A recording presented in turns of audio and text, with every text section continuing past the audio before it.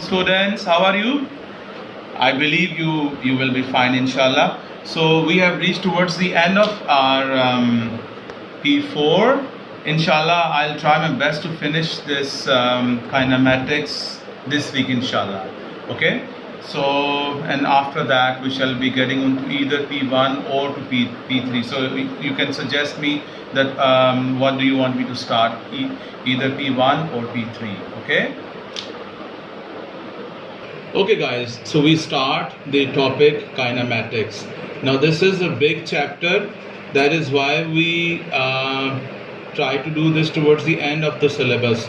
Though its first part, like it has two parts, and the first part is done in the very beginning of the mechanics, but I'm just going to do them together. Okay, now the first part, as I said, that the kinematics is divided into two sections. One is the kinematics 1, okay, and the other is the, I'm not going to go into the details of kinematics 2. I shall be talking about the kinematics 1. Now kinematics 1 is basically, it's the same thing that you have done in your O-level mathematics, okay, where you learn the graphs applied to kinematics. So there is a little addition to that kinematics that you have done in your O-levels. Now the condition for this kinematics 1 is that we shall only be considering the situations where we have the uniform acceleration. Okay, when I say uniform acceleration, I should make you recall the velocity time graphs that you have done in your O-level mathematics. So we shall only be looking at those velocity time graphs where we have the constant acceleration, uniform acceleration. Now suppose I have here this is velocity time graph. Here it is the velocity, which is in meters per second, and here it is the time, which is in seconds. Okay, so there are certain terms that you guys need to learn. That for example, there is an object that started its motion, so you can see that it is starting from this speed over here. This speed is called the initial speed, the initial velocity. So I shall be calling this is written as u. So u is basically the initial speed, the speed at which an object started its motion. Okay, now after the time t, we are here, the speed has gone up to v. So here the speed is v. Okay, so if I write these, since I'm relating this to your O-level kinematics, so there we learned how to solve these problems using the coordinate geometry things. So this point I shall be calling this with the coordinates 0, u, and I can call this point as t, v. So basically an object moving with the constant acceleration or the uniform acceleration has in time t, its speed has gone from u to v. So now how did we solve these questions in our O-levels?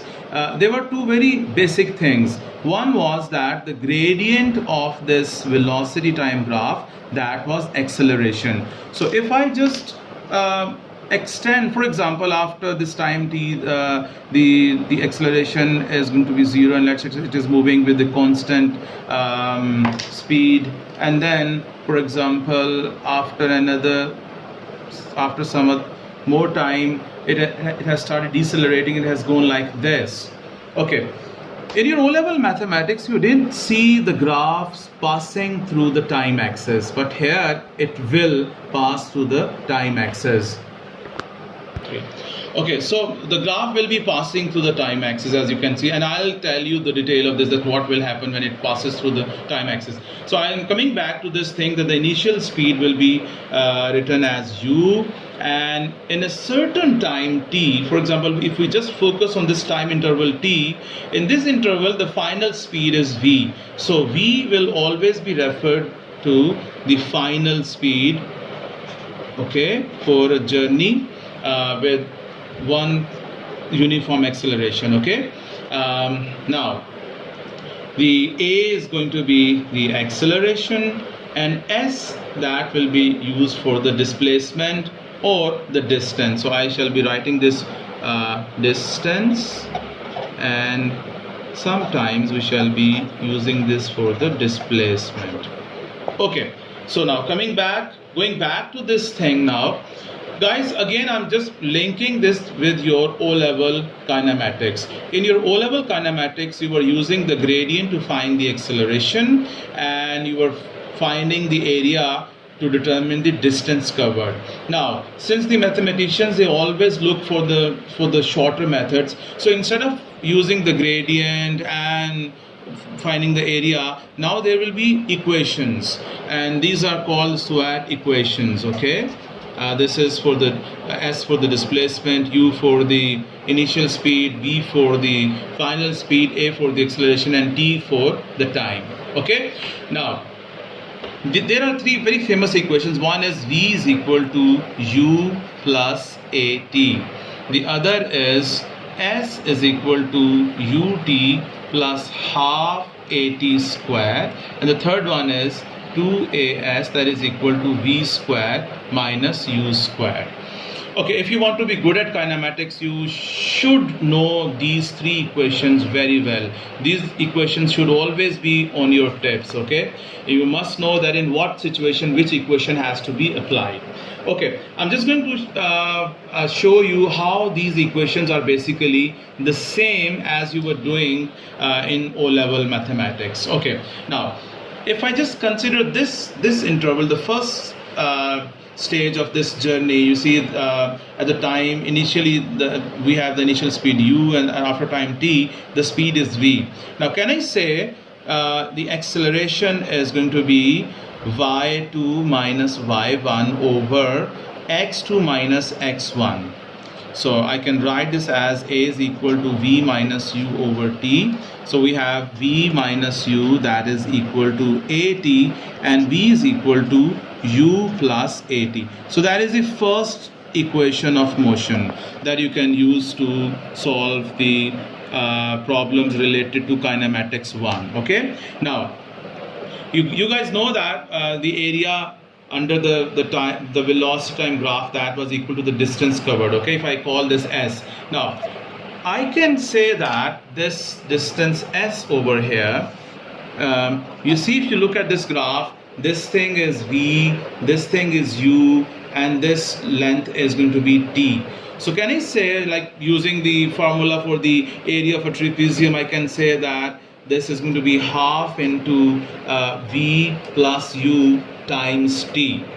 If I take the value of t from this equation, this one, I can prove one of these two equations. So let me take from as I have here. So can I say that this t is basically v minus u over a. So let me put this t from this first equation so that we can derive the second equation here. So this will be half into v plus u, and instead of this t I'll be writing v minus u over a. Now this 2a, this is obviously over 1 here, so this is 2 into 1 into a, this is 2a, it is going to be multiplied to this side, this is going to be 2as, and v plus u into v minus u, that is going to be v square minus u square. So you see that this is the third equation. So this is again derived from this this graph that you guys are already familiar with, because you have done this in your O-level mathematics. Similarly, if I again use this equation here, like let me write this again, this is s is equal to half into v plus u times t, and this time if I change this v, because you see in this second equation there is no v over here, so if I eliminate v from this equation and I use this v over here, so you see that how would this look like? This is going to be s equal to half into, instead of this v over here, I'll be writing this. Okay, so this is going to be u plus at plus u and then times t. So guys, this becomes s is equal to half into, this is your 2u and this is your at, okay, times t. If I expand this I get half s is equal to ut plus half at square. Okay, so this is the third equation. 3.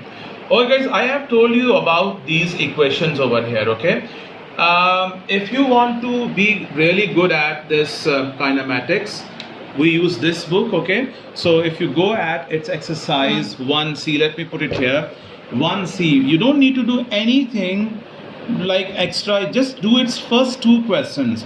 When you solve these questions, you see that you're given the values of a, u and t, and you have to find s. So if you people are really good at solving these questions, believe me, you will be really good at the kinematics, even into the kinematics too. So I'm just going to finish my video over here, and I'll be moving to the next video. So this is you can just pause your video and you can, like, take a picture of, you can take a screenshot. So you have to solve these questions. Okay, from this, goodbye students, till the next video. Thank you very much.